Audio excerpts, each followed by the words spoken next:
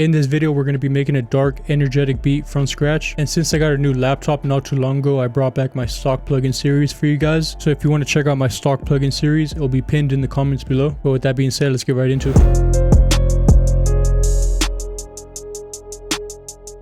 Alright, so I always like to start off with a flat piano, so I've been using FL Keys. It's a great stock plugin. I mean, it's just a good flat piano sound. But for some reason, it's always so quiet when you press on it. So if you turn up the sensitivity, you'll be able to hear it a lot more clear. Let's turn this up to, we'll do 150. And then the key, I think we'll just do maybe D sharp minor.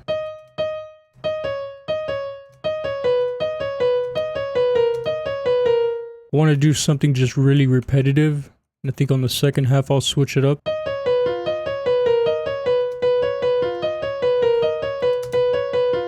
Yeah, something like that. Just like really switch it up. Yeah, something like that. Just really switch it up. And we're just going to add just a root note.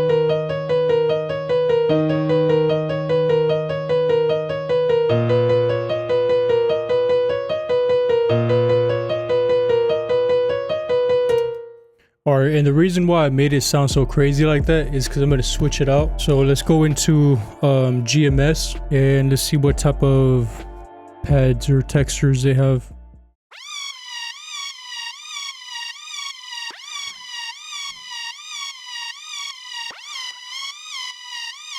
I like that. I feel like we can do something trippy with this. Alright, let's add one more layer on this. I want to try one of the synths.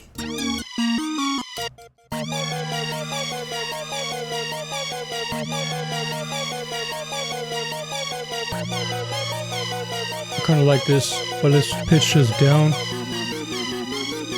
Alright, and then before I delete the plugin, I like to throw it on a sampler in case I want to reuse some of those notes. Alright, let's find some type of lead or something we can add for a chorus. So I kind of want to try Citrus, or let's try Toxic Biohazard. I like this plugin too. It has some pretty good sounds in it. Alright, let's go into the synth section right here.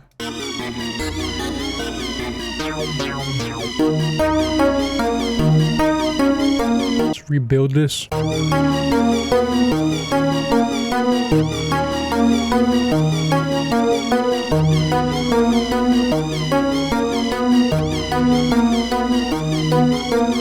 And you might have noticed that everything is kind of fast-paced, but I'll show you what I'm gonna do later. So let's export this out real quick too. Alright, and then I want to finish it off with one last sound. So I think I'm gonna go with just some type of texture.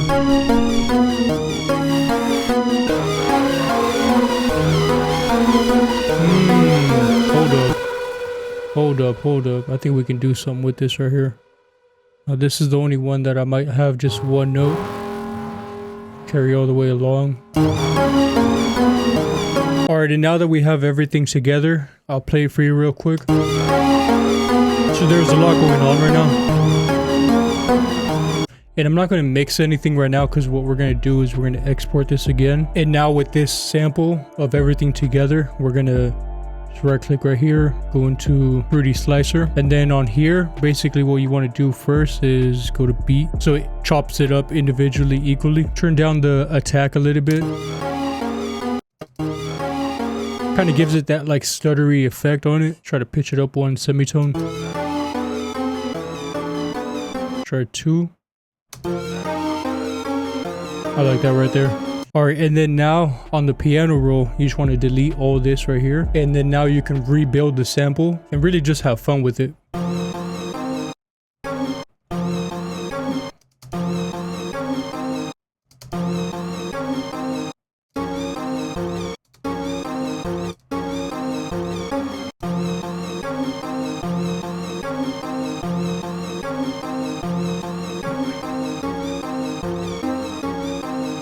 Yeah, just try to, what I do is I like to make 2 sections of it and then make it to where they sound like they blend well together. And then once I have that, I'll go back over here onto the mixer again one last time to export it. And then this is the final sample right here.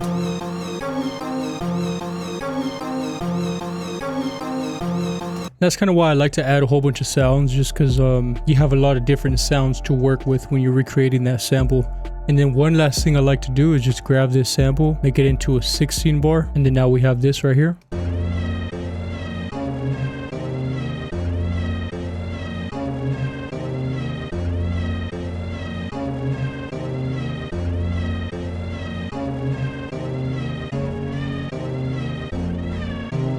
And then you see that really flips the whole sample itself. Like, it sounds nothing like how it did originally. And then now that we have that, I actually want to duplicate it just because I want to pitch this up an octave.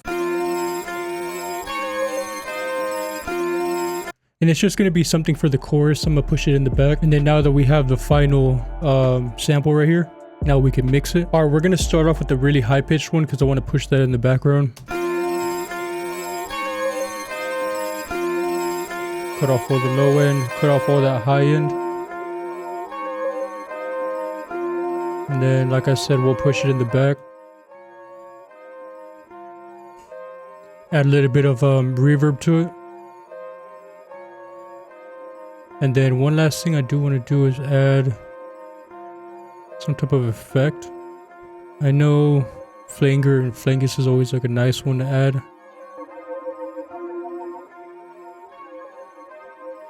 Yeah, we'll go with that. We'll bring in the main sample.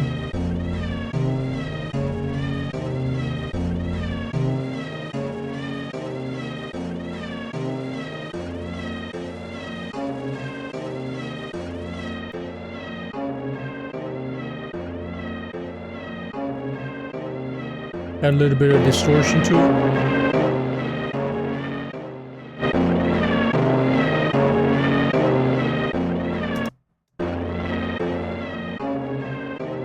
Let me hear what this sounds like pitched back down. I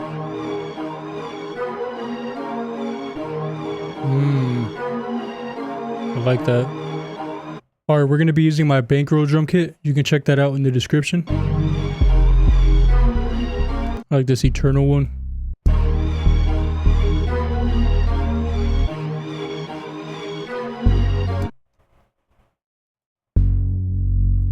want to do something real simple like this.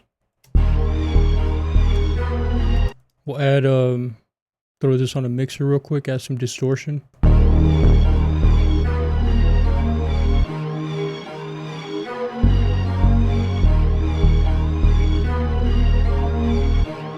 And the level's already pretty solid. It's already filling up a lot of that high end. Just boost it just a little bit.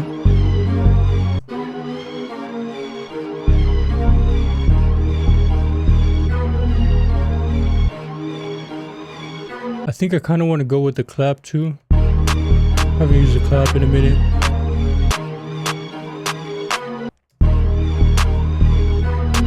I like this one right here.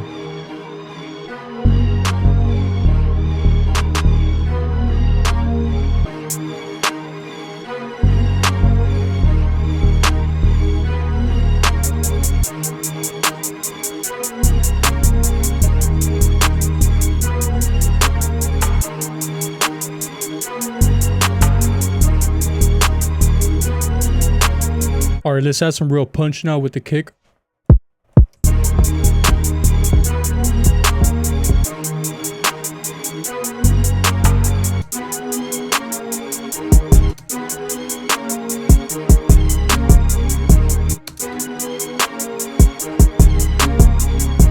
Yeah, just a little bounce at the end.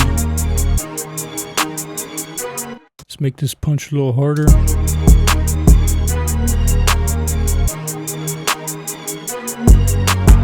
We're going to add an effect in the background.